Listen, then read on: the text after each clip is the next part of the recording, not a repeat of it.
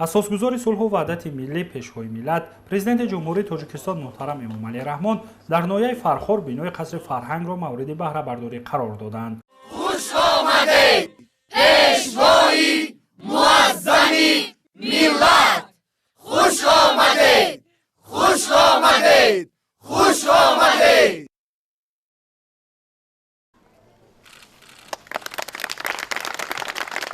علی فرهنگ پیشوای معظم ملت را صمیمانه استقبال گرفته برای این هدیه به‌بهای اظهار منتداری نمودند. از جمله پیشوای معظم ملت را در انشاءات مذکور با مهر و محبت خاصه گلنگار نجم‌الدین و خواننده صنف 6 نویه استقبال گرفت. یادرس می‌شویم که گلنگار در سن 3 سالگیش در سال 2013 رهبر دولت محترم امامعلی رحمان را در فرودگاه نویه فرخار با دیگر کودکان خوش‌طالع پیشواز گرفته با لفظ شیرین کودکی و محبت خاص با سرور دولت محترم امامعلی رحمان صحبت صمیمی نموده بود.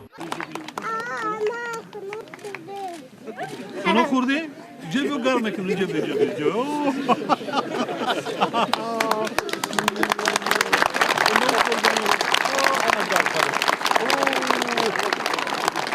بابام آمد به فرخار گفتا کجاست گلنگار.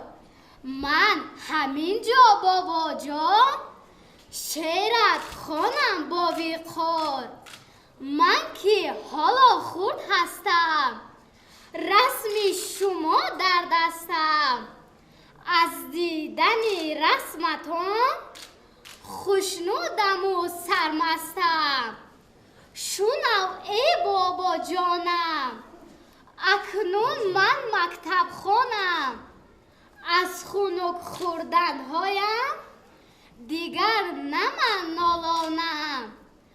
از خدا داشتم طلب شما را از نو بینم.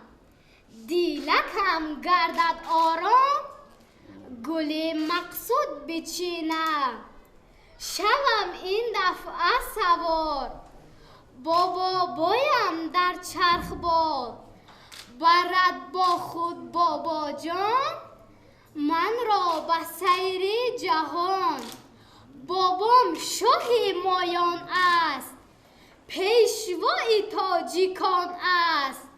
خدا شود نگهبان باشه تاج سرم مار. خوش آمدید به فرخار بابا جان گلنگار. در صنف 6 میخوانم. آن وقتی که من 3 ساله بودم در فرودگاه به نزد جناب عالی رفتم. من به جناب عالی گفتم من خنک خوردم گفتم و جناب عالی مرا به آغوش گرفت و مرا گرم کرد. امروز باشد من در نزد قصر فرهنگ من جناب عالی را باز پیشواز گرفتم و از دیدار جناب عالی خیلی خوش و خرسند شدم. بینشی نفسی بلبل شوریده که امروز با نالای زاری دل من با خبر هست. یاره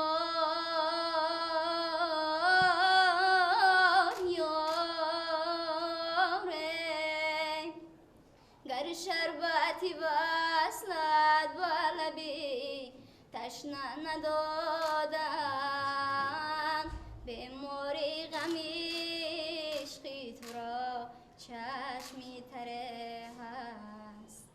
چشمم با رهی قافله‌ای بوی وصالن در کوی تو است باد صبا تا خبر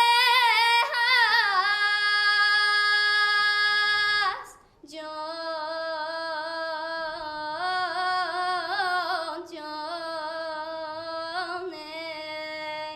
بیدار مکن این همه را در دل مخفی.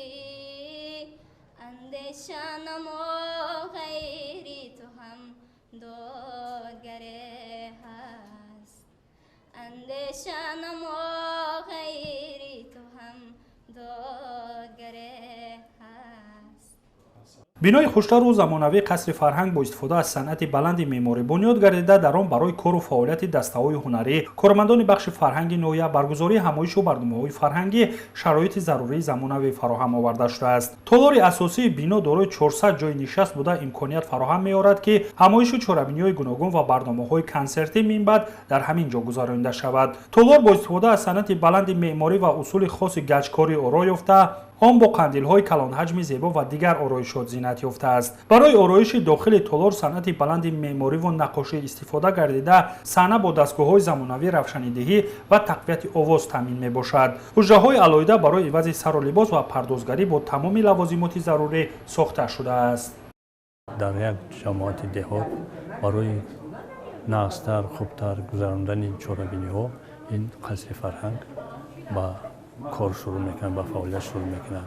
аз он ҷумла бағар аз қасри фарҳангӣ дар ноҳия беморхонаи деҳотӣ, парчами миллӣ, дигар иншоотҳои иҷтимоӣ иқтисодӣ сохта шуданд ки боиси боз ҳам баланд бардоштани сатҳи зиндагии мардум мегардад. баробари давлат иттилоъ доданд ки иншоот ҳамчунин дорои 14 ҳуҷраи барҳавову замонавии корӣ буда дар дохили қасри фарҳанг толорҳои хурди тамринӣ низ ташкил гардидааст. барои гузарондани маҳфилу омӯзишҳои касбӣ ва густариш додани малакаи наврасони соҳибистеъдод дар бинои мазкур имкониятҳои зарурӣ фароҳам мебошад. дар доираи дастуру супоришҳои роҳбари давлат муҳтарам Эмомалӣ Раҳмон ҷиҳати равнақ додани фарҳанги китобдориву китобхонӣ дар дохили қасри фарҳанг китобхонаи муосир ташкил гардидааст ки хоҳишмандон метавонанд аз он ба таври доимӣ истифода баранд. китобхона дорои беш аз 2000 нусха адабиёти гуногун мебошад. намои берунаи қасри фарҳанг бо санъати баланди меъморӣ бунёд гардида сани ҳавлии иншоот пур аз сафолакпӯш карда шудааст. ҳамчунин барои истироҳату дилхушии кӯдакон дар назди иншоот боғи кӯдакона ташкил гардидааст. қасри фарҳанг дар доираи тантанаҳои идона бахшида ба 30-умин солгарди истиқлолияти давлатии ҷумҳурии Тоҷикистон сохта ба истифода дода шуд ва ба ҳамин васила барои аҳли фарҳанг шароити мусоиди корӣ фароҳам оварда шуд.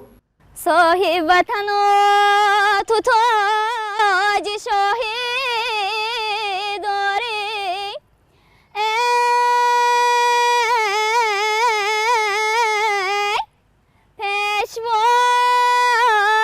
پیشوای خدا داده